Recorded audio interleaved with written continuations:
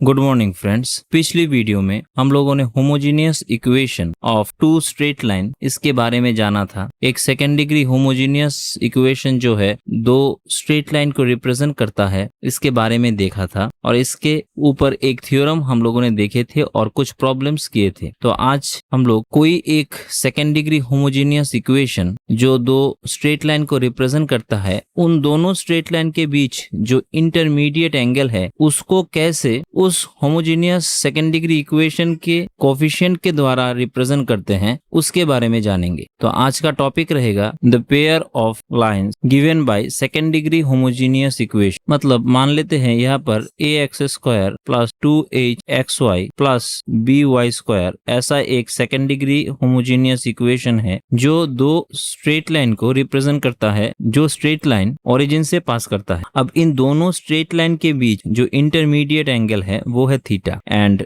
जो first straight line है वो एक्स एक्सिस के पॉजिटिव डायरेक्शन के साथ जो स्लोप क्रिएट करता है वो है m1, and in the similar way the second line जो है उसका स्लोप है m2। तो यहाँ से हम लोगों को इन दोनों स्ट्रेट लाइन के बीच जो इंटरमीडिएट एंगल है उसको इस इक्वेशन के जो x y के कोफिशिएंट्स है उससे निकालना पड़ेगा। तो पहले एज्यूम कर लेते हैं। एज्यूम यहाँ पर दो स्ट्रेट लाइन है, एक है y इक्वल टू m1x जिसका स्लोप है m1 L1 वाला, और L2 का इक्वेशन है y इक्वल टू m2x, क्योंकि दोनों ही ओरिजिन से पास करता है। अब पिछले दिन हम लोगों ने देखा था कि अगर m1 m2 दो स्ट्रेट लाइन का इक्वेशन है तो m1 प्लस m2 हो जाता है माइनस 2h/b। आप लोग इसके लिए पिछले वाले जो वीडियो है वो देख सकते हैं। एंड m1 m2 हो जाता है a/b। तो यहाँ से m1 माइनस m2 इसका होल स्क्वायर ले ले तो आ जाएगा m1 प्लस m2 इसका whole square minus 4 into m1 into m2। अब पुट कर दे सब वैल्यूज 2h/b इसका whole square plus 4 into a/b। तो यहाँ से लिख सकते हैं 4h² स्क्वायर माइनस 4a/b, और यहाँ से हो जाएगा b स्क्वायर ले ले तो 4h² minus 4ab।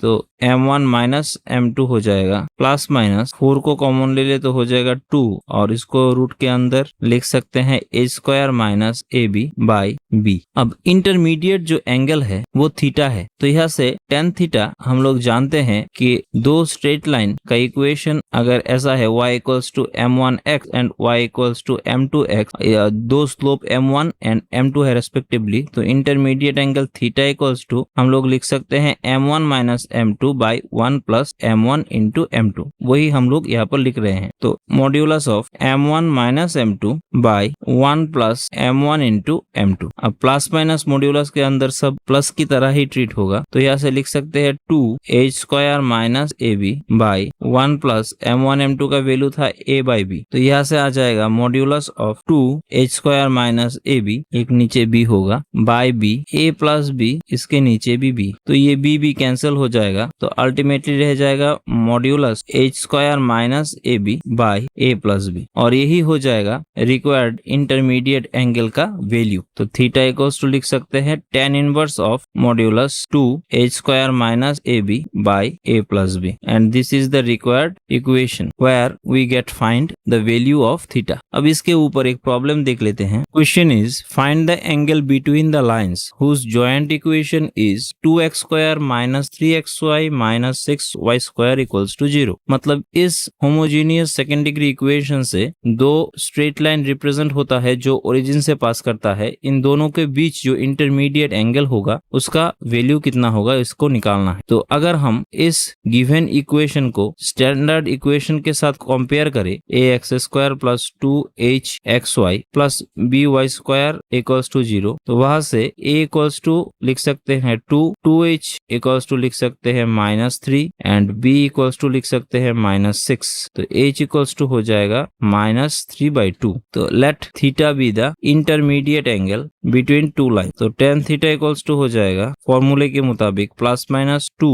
Root under h² minus ab by a plus b। तो बिठा दे plus minus 2 into root over 9/4 plus यहाँ पर एक माइनस और यहाँ पर एक माइनस, तो minus minus plus 6 into 2 by a का वैल्यू वैल्यू 2 एंड बी का वैल्यू -6। तो यहाँ पर -4 आ जाएगा और माइनस इसके साथ मल्टीप्लाई होकर, इस प्लस माइनस के साथ मल्टीप्लाई होकर माइनस प्लस हो जाएगा √57 बाय लिख सकते हैं 4। tan थीटा की वैल्यू हम लोग पॉजिटिव भी ले सकते हैं और नेगेटिव भी ले सकते हैं, लेकिन आप लोग इस इक्वेशन पर गौर करें तो देखिए यहाँ पर भी माइनस है और यहाँ पर भी माइनस है, मतलब दोनों स्ट्रेट लाइन की इक्वेशन में कोई एक प्लस है स्लोप और कोई एक स्ट्रेट लाइन का स्लोप माइनस, इसलिए मल्टीप्लाई करने पर एक प्लस आया और एक माइनस आया। तो यहाँ से हम लोग बोल सकते हैं कि हम लोग यहाँ पर tan थीटा का वैल्यू माइनस ही चूज करेंगे, क्योंकि अगर ये एंगल एक माइनस ऐसे जाता है और एक स्लोप के लिए ये ऐसे जाता है तो हम लोग इस एंगल को या इस एंगल को हम लोग कंसीडर कर रहे हैं। तो ऐसे केस में हम लोग tan थीटा का वैल्यू माइनस ही ले लेंगे। तो थीटा इक्वल्स टू आ जाएगा tan inverse of -√57/4 and this is the answer. तो आशा करता हूँ अब तक आप लोग समझ गए होंगे। तो आज हम लोग यहीं पर अपना क्लास कंक्लूड कर रहे हैं। Thank you and good bye.